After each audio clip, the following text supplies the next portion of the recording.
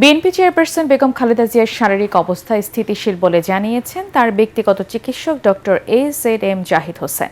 তিনি জানান, চিকিৎসা ঠিকমতো গ্রহণ করতে পারছেন বেগম জিয়া। তার সুস্থতা নিয়ে চিকিৎসকরা আশাবাদী বলেও জানান ডক্টর জাহিদ। সেই সঙ্গে হাসপাতালের সামনে নেতাকর্মীদের ভিড় না করতে আহ্বান জানান।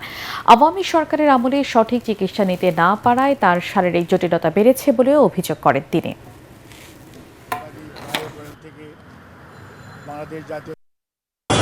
পূর্বে যে অবস্থায় ছিল, আলহামদুলিল্লাহ এখন পর্যন্ত চিকিৎসকদের পরামর্শ মোতাবেক যে চিকিৎসা ওনাকে দেওয়া হচ্ছে সেই চিকিৎসা উনি ঠিকমতো গ্রহণ করতে পারছেন এবং ওনার শারীরিক অবস্থা গত কয়েকদিন পূর্বেও যে অবস্থায় ছিল আলহামদুলিল্লাহ উনি সেটি মেনটেন করে যাচ্ছেন।